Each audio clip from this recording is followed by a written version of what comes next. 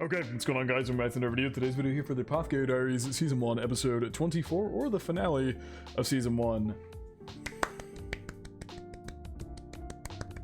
We fucking made it. It's been a long journey.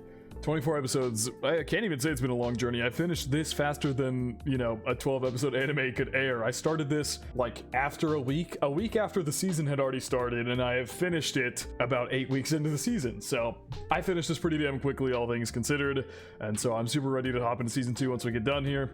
Last episode was probably one of the cruelest backstories I think I've ever seen for Lacan. Just made me feel for his character so much. I mean, it was an incredible 180 on his character. So well done. I had already been kind of holding out in my head that the whole thing in general about him being this like bad guy and whatever and doing this terrible thing to Mao Mao's mom. I already knew, I had basically locked it in my head that that was a misdirect.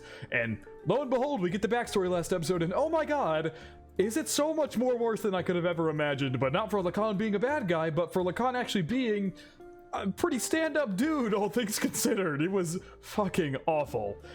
He was a stand-up dude, but just dense and so locked into playing games that he didn't notice what was happening around him with the other person who very clearly loved him. Big yikes, to say the least. His whole backstory was just soul-crushing. I mean, it really had me just shocked. Man, that was, I couldn't even have begun to expect that. But I'm curious if Mao Mao knows that her father left to study abroad, if she knows that Lacan did so, or doesn't know and blames everything bad that happened to her mom and the reason she went off the rails and did what she did to her as a kid. I wonder if she blames Lacan for that. And even if she knows what happened, she might still blame him. And I mean, realistically, she has every reason to. I mean, his ignorance and negligence led to her seemingly getting the tip of her finger cut off as a baby, which is crazy. It seems to have healed now and come back to normal. I guess that can maybe happen as a baby. I don't really know if that's how that works, to be completely honest, but we're gonna see where we go in this video, in this episode, and see where this season concludes. But per usual, feel free to check out the Patreon and Discord. Links are in the description below. As far as the Discord goes, we talk about current anime, past anime, current manga, past manga, and have non-anime conversations as well. And as far as the Patreon goes, you get exclusives and uncuts to all my reactions. So feel free to check out either of those of your own will. And, I mean, by the time you're seeing this, I'm obviously on Season 2 on the Patreon, because I'm always at least a couple episodes ahead, but, I'm pretty far ahead at this point. By the time I'm wrapping this up from where the YouTube's at, I'm like 11 episodes ahead, so please, if you so desire, I'm very far ahead on the Patreon, so feel free to check that out if you wish. But yeah, let's go ahead and hop right into the Apothecary Diaries Season 1, the finale, or episode 24. I'm still wondering how involved Lacan was in the mess with Jinchi almost getting assassinated. Like, how involved with that was he? He was involved at one part at least. Suire seemingly did everything else, all the steps, but he did one thing in particular that links him to that whole event. Unless I misunderstood it somehow, but he is the one who got Mao Mao to go and visit the metalworker, the three sons, in the first place. He is the one who got her to go do that. So, I don't know. We'll see how this goes. Last time seeing this OP too. This OP is absolutely fucking amazing. We also have the issue where I'm pretty certain Mao Mao wants Lacan to buy out Mei Mei. I'm pretty certain that's what she wants. Which is very interesting considering her hatred for him, that she would want him to buy out someone like that, like someone close to her like that. It truly really makes me think that she resents him for what happened with her childhood, but also doesn't think of him as a bad person either. I don't know. I have so many questions. Who in particular Mao Mao is referencing? I'm pretty certain it's Mei Mei because of Mei Mei's connection to Mao Mao's mom Feng Xian and Lacan himself. I feel like it has to be her, especially considering earlier this season we talked about how Mei Mei is getting close to retirement. So I feel like that has to be what's going on there. Yeah, I don't know. We're about to find out. I wanted to be with the daughter she left behind. Damn. Is the backstory still going? It's only natural for her to hate me.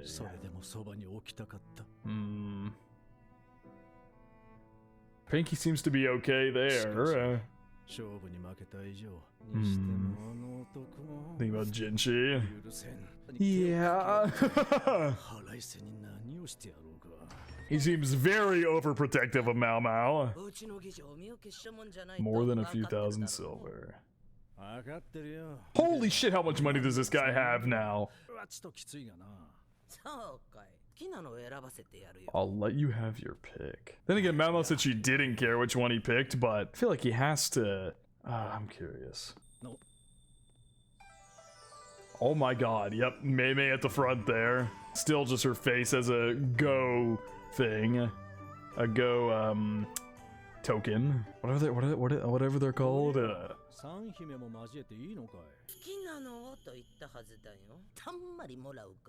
feel like Mei Mei is definitely the one Mao Mao wants, and they all look like ghost stones to me.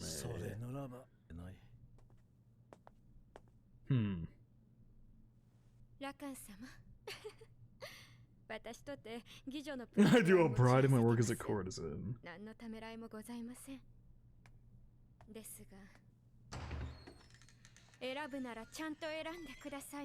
If you're going to choose, please choose well. Was Mao Mao talking about Feng Shun herself? She was. That was never even a possibility that crossed my mind. Does Lacan think she's dead? I thought Mao Mao might have been referring to Mei Mei, but I think she might have been referring to her mom. Is he gonna recognize that song?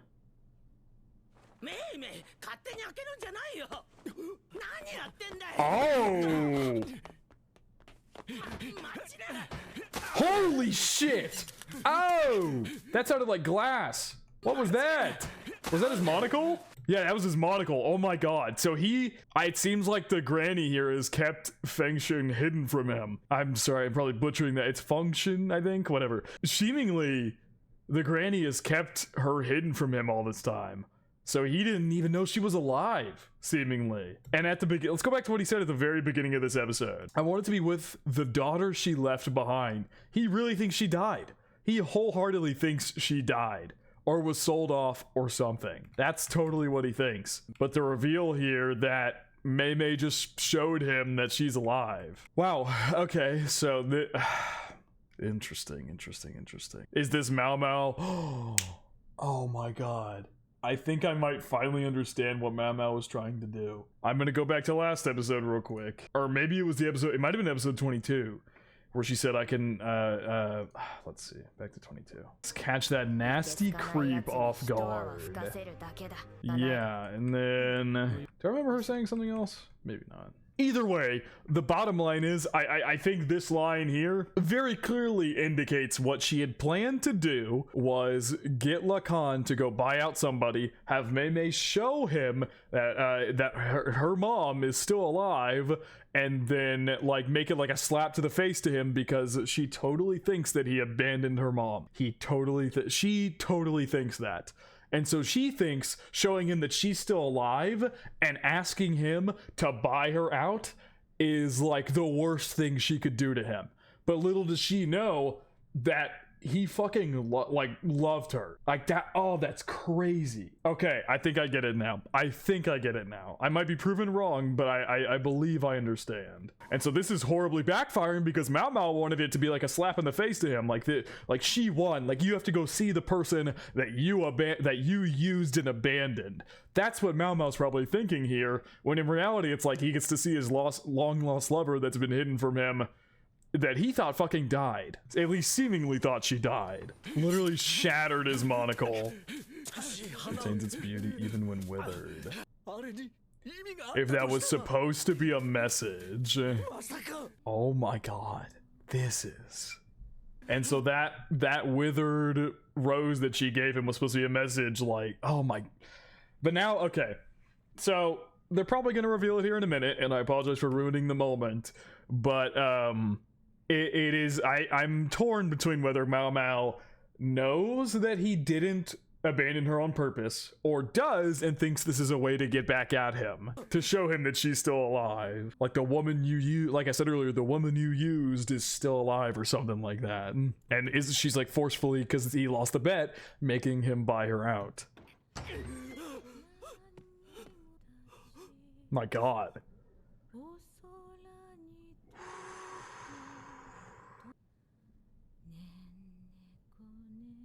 He's just in shock. I mean, reasonably so, because seemingly he thought she's been dead all this time.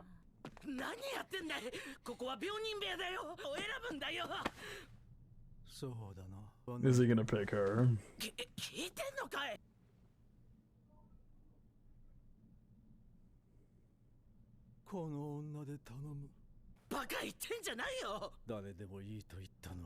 You're the one who said I can pick anyone I want. Holy shit!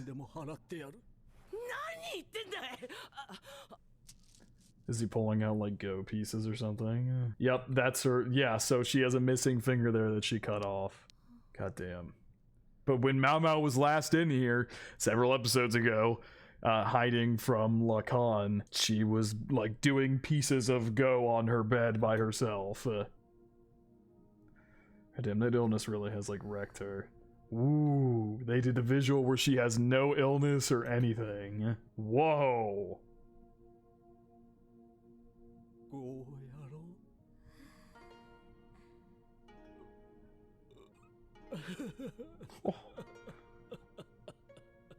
Is she still gonna be like fully capable of playing Go? And it's like the Mama must have gotten that from you. Oh, what the fuck are they doing right now? Oh my god. Oh. You should have been honest from the start.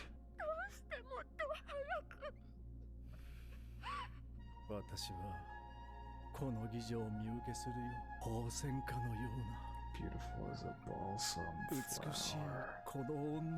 I'm a beautiful scene. I'm a little confused on what Mei Mei meant. Like what? You should have been honest from the start. Was Mei Mei doing this as a test or something? Was Mei Mei letting him come in here to see how she would react? I don't know. I have so many questions. I feel like that has to be it, right? And so Mei Mei's reaction, like, why weren't you just honest from the start? And like, I feel like that has to be what it is. She let him in here to test him, or to test what her reaction would be, maybe. Holy shit! Some heavy shit. I was one that accompanied me to Frederick. So to drop off that man. Father-daughter duo. Laolon. Yeah, Lolon.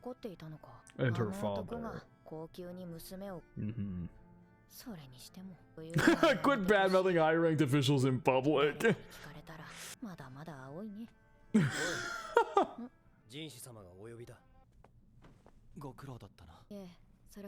Oh, but yeah, bullshit, Mao Mao. Yeah, this happens every time she does anything. She like practically doesn't eat. This has happened every time she's gone off for like a month-long excursion or something to do a task she's been given. She like doesn't eat, and she loses a lot of weight. Oh my god, full grand meal for her. I love how it's sweet and loves her.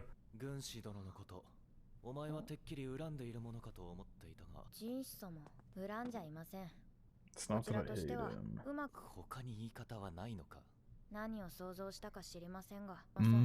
Okay, so maybe Mao Mao does know. After all, yeah, okay. It took me a second to click what the fuck she meant by that shot. Hey, yeah, I gotcha now. God, yeah, what a way to phrase that.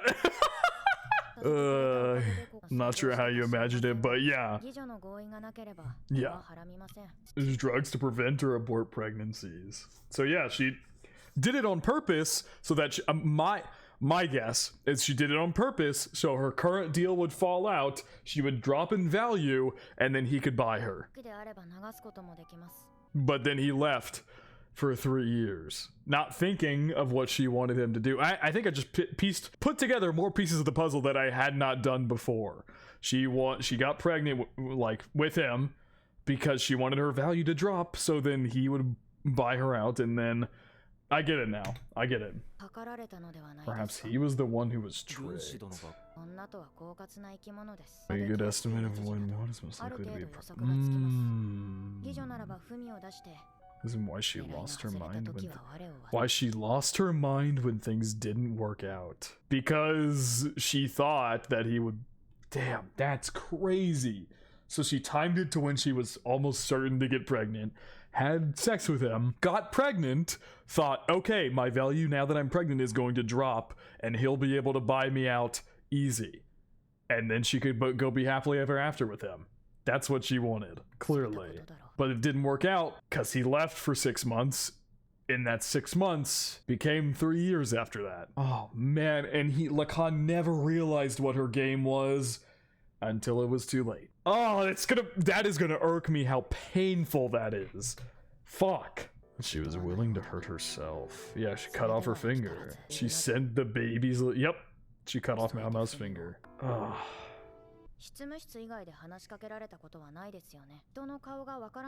Damn, she even knows that much about him? He's unable to view the parts together as a whole. When he explained it to me.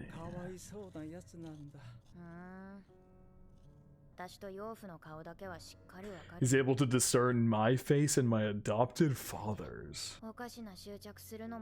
And he was able to discern Mao Mao's mother as well, Feng Shan.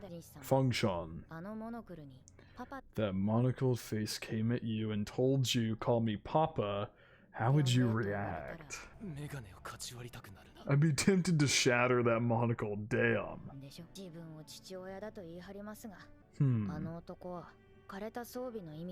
So it seems she does know the whole situation.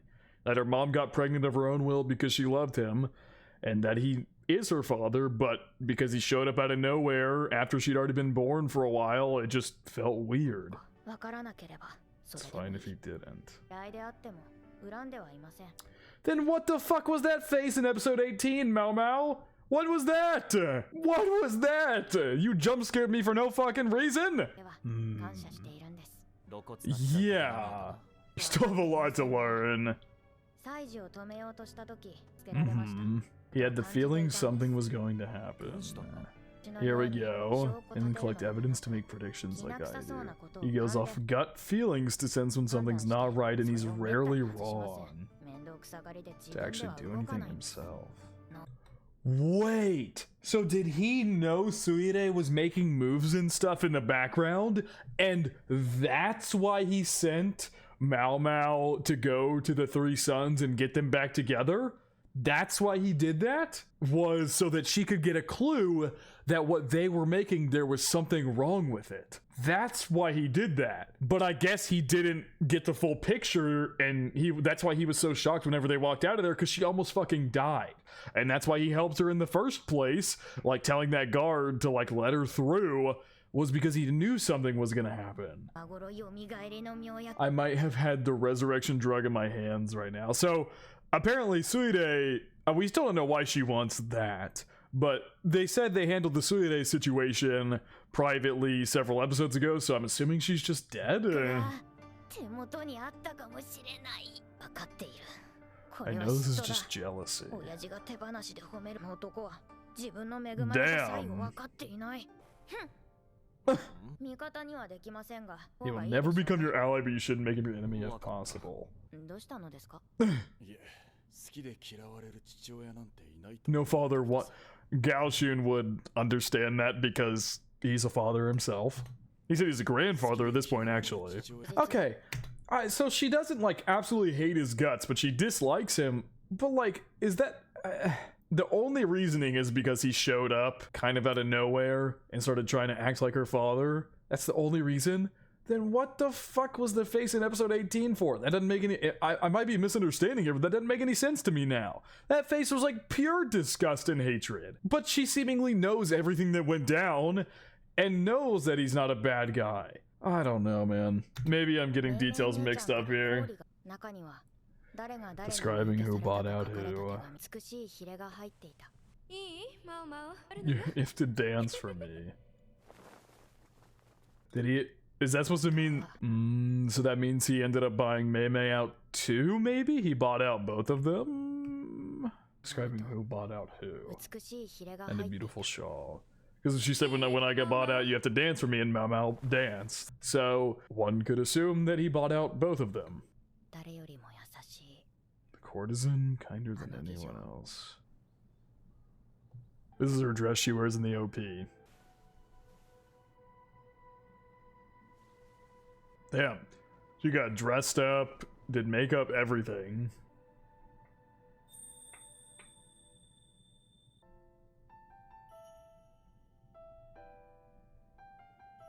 Better get some crazy dancing animation here. Maybe not. Okay, no, we are.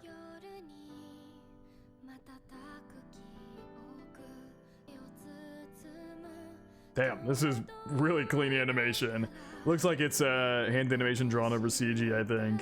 This can't be the... I mean, Lacan is here, so if he's buying out Mei Mei and Fengshun, then we should hopefully see them some more.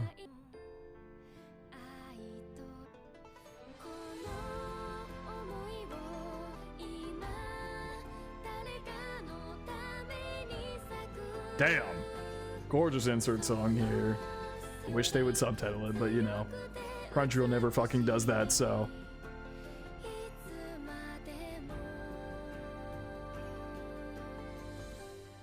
This is a huge, like, show of respect for Mama as well, how much she loves Mei Mei. Surprised I still remember all of that. Oh my god! Holy shit! Jinchi obviously gonna catch her, but damn! And another weird woman was climbing the outer wall.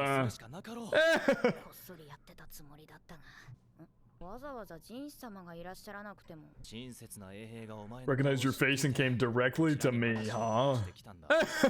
But not everyone agrees. I mean, at this point, like, everybody knows that Mao Mao is close with Jinchi. Saying courtesan has been bought out. Surprised you know how to dance. But the weirdo was buying out a courtesan. Oh! The vacation for at least 10 days.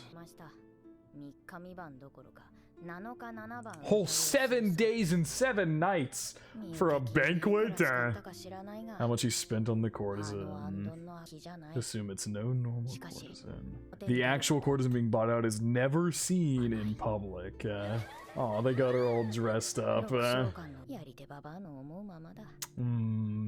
him buying her out made a big show and brought everybody to the Verdigris house.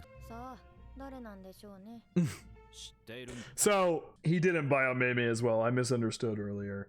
The reason she's dancing is because I feel like it was a misdirect. Maybe he did buy out both of them, but it doesn't seem that way.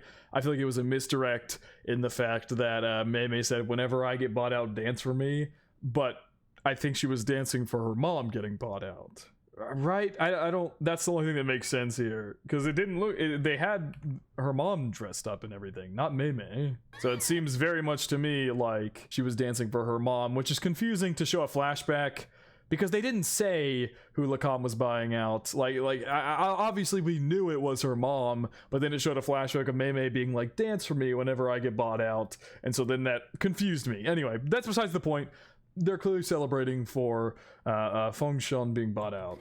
Yeah, no matter how beautiful, she will be no match for you. But you still don't deny it. Won't last long. Her illness is gonna kill her. Nobody told me about the woman who birthed me during my days at the brothel. Tend to leak out from seemingly small cracks until Mao Mao eventually learned, wow, that I was the reason the Verdigris house almost went out of business once. Ashamed me for losing her pride. Yeah. Yikes. All she has now is a crooked little finger. And I think that's all that matters, is that Mao Mao's happy. And it grows back. Ooh, her cut, yeah, her cut opened pretty badly. I love how worried Jinchi gets every time he sees that her wound is opened up. But damn, her so casually like a finger grows back. Damn, I mean, just this whole situation is just crazy. It's her just walking away with a big gash in her leg reopened. Yeah, is she gonna do it up here? Yeah? You carrying her like that? That seems like it'd be a far jump.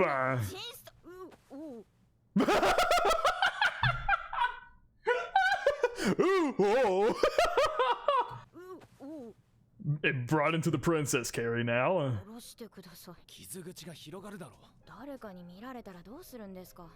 You know, a lot of people already did see Jinshi doing this with you. She just doesn't know that a lot of people saw. Yeah, a lot of really high up people actually saw Jinshi doing this with you. Yeah. Other time must have been when I was knocked out from that injury, yeah. Uh-huh. What's the misdirect here? Okay, what's the misdirect here? Mao, what is it? Spit it out! What? What is the misdirect? What is the misdirect here?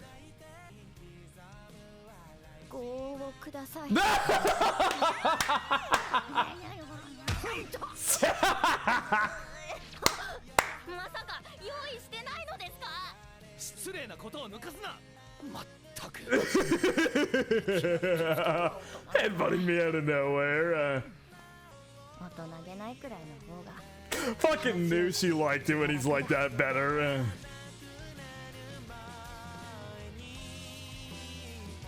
Is that it? Oh, there's still more. Okay, there's like a whole end credit scene here. We'll get to that in a minute. I just want to, I'll watch it first. I'll watch it first, then I'll give my overall thoughts. She still hasn't used these yet. She just keeps opening the box occasionally, looking at them going, and then closing the box, and then opening it up several episodes later. She's still at Gyokyo's place. I mean, she gotta take care of her until the baby's born.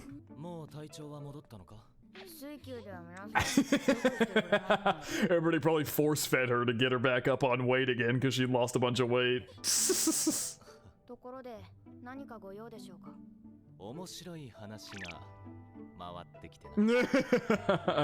Immediately piqued her interest.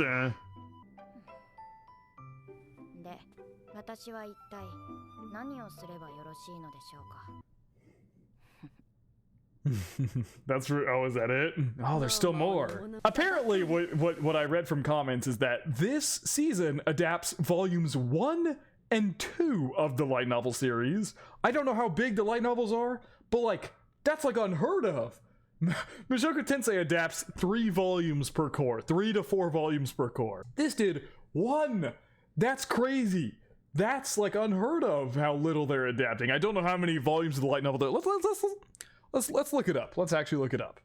There's currently 14. 14! And this season adapts 1 and 2. And I know there's a second season going on right now that is going to adapt probably 3 and 4, I'd have to guess. That's nuts to me. I'm sorry. That's just insane how little they're adapting. And that's probably why this season is so good, because not a single thing is rushed. There's like everything included, it feels like. It felt like a full, concise, good adaptation. It was awesome. Let's see. Anything else here? Kind of an incident will she get mixed up in next? I don't know, but I don't have to wait to find out because I got season 2 coming right after this.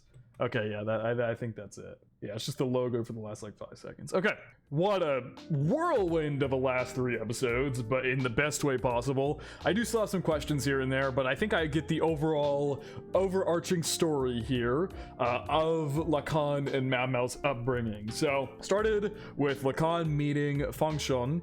I've pronounced that name so many different ways in the past couple episodes. She essentially fell in love with him, but he was too focused on the game. So one night they slept together. She got pregnant. Him not realizing what was going on, got sent away to be what I was gonna say boarding school. That's not where he went. What is it called? What the fuck?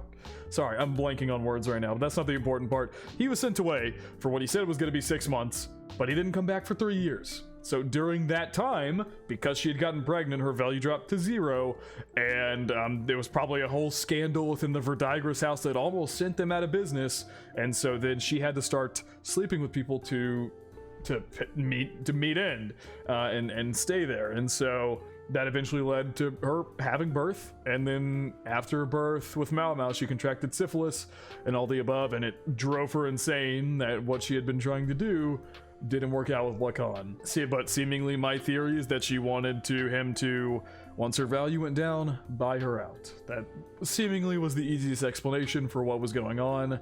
But during that time that Mao Mao was born, she, like she said, went insane, cut off her ring finger on her left hand, I believe, and then cut off the tip of Mao Mao's pinky finger and sent them to him as a kind of curse thing, like sent it to Lacan while he was gone, and which is just absolutely terrifying. And from then on until she was literally not mentally capable anymore, she pushed Mao Mao out and resented her till the end of her days, seemingly. And during that time that Mao Mao was growing up in the Verdigris house, she was seemingly picked up by Luomin, who she considers her current father. And then whenever Lacan got back and tried to push himself back in the picture, she felt weirded out by it and seemingly started to dislike him because of it, and just thought of him as kind of creepy, which still, in my opinion, doesn't explain the terrifying face we got in episode 18. But I digress, that's not really that important. And so, from then on, it seemingly Lacan made attempt after attempt to get near his daughter, but the Verdigris house and Mao Mao herself pushed him away at all costs because Mao Mao was happy with her life with Luomin. And then seemingly here, Mao Mao did a whole plot and plan to get him reconnected with her mother. And so that ended up happening. It seemed to me like Lacan thought she was dead and the granny had been hiding function this entire time away from him. And so then he finally got to go and buy her out like he always wanted to do, and that's why Mao Mao danced, because her mom was getting bought out even if she was even if she had very little life left in her. And yeah, we also found out that the reason the syphilis spread and because it wasn't treated immediately was because she had to keep taking partners and stuff, and she neglected ever treating it. I believe we learned that several episodes ago when Mao Mao was detailing what had happened to her mother. Insane family backstory there, just by the way, absolutely nuts. But Lacan got his happy ending, deservingly so, I believe.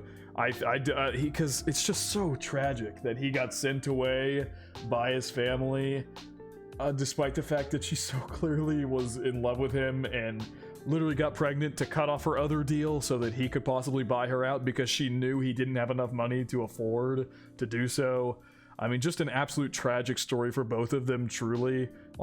But in the end, they got their happily ever after. Kind of. Not as good as it could have been, obviously, because they could have raised Mao Mao together if they got their happily ever after, but alas. I really liked how they did the visuals, that the last time that them interacting and playing Go together, she came back to her senses in a way that they showed it, that all of the wounds and diseases and everything like that had gone away.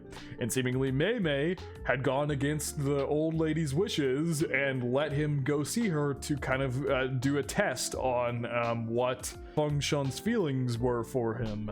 At least that's how I took that scene. Feel free to correct me if I'm wrong. And also, just as a whole, I guess I can accept the idea that Mao Mao, it's just the episode 18 thing where she looked incredibly mad for his name even being mentioned really threw me off, because I thought she would hate him for some other reason other than the fact that she just thought he was kind of weird for trying to insert himself into her life. I just I don't know. I guess it makes sense, but her reactions to his name and all the above from the earlier episodes felt a little bit weird. But as a whole, Lacan's whole story is tragic, and I'm happy he got to be with her in her final days. I think that was really good. And as a whole, this show was fucking incredible. I'm sure there's something I'm missing here in these last couple episodes that's making it feel a little bit more confusing to me. But seemingly, we still don't know, my issue is we still don't know Suire's, why she did what she did. It was kind of explained by Mao Mao that seemingly Lacan knew everything that was happening, but didn't take action because he never does that. He never takes action on something like that himself, but he drip-fed information to Jinxi and Mao Mao to lead them to figure it out, into where Mao Mao was able to stop it from occurring right as it happened, which is probably why he was so shocked, because he wasn't expecting her to get hurt that badly in the process, because he even helped her get in there. My one issue is that we don't know what Suire's intentions were, why she did what she did, but maybe we never will, I'm not sure. But yeah, as a whole, there's probably possibly a couple things I'm misunderstanding from these last 3 episodes, but I think as a whole, I feel like I got it down pretty well, and as a whole, season 1 was fucking incredible. I am so happy this show got voted in on the Patreon to watch, because this show was so good. actually just so good in literally every regard. I have nothing but positive things to say about this show. Mao Mao's incredible. I love her ever-growing dynamic with Jinshi and how she's beginning to not fully hate his immature side. I said from the beginning that she kept talking about his immature side and how every time she saw it, she commented on it. And I kept saying, I think she likes that more than she's willing to admit. All and above, I feel like as we continue here, their romantic relations are probably going to continue to develop, and Jinshi, who's liked her for a long time now, we'll see, all in all, we'll see how it goes in season 2. But yeah, I don't think I have too much else to add here other than this show is incredible, and I'm so happy I don't have to wait for a season 2. I literally get to go start it right now, but then I'm going to have to wait weekly after that. But yeah, I think that is going to wrap it up from reaction to the Apothecary Diaries season 1. Hope you guys did enjoy, and I hope you all have a good day.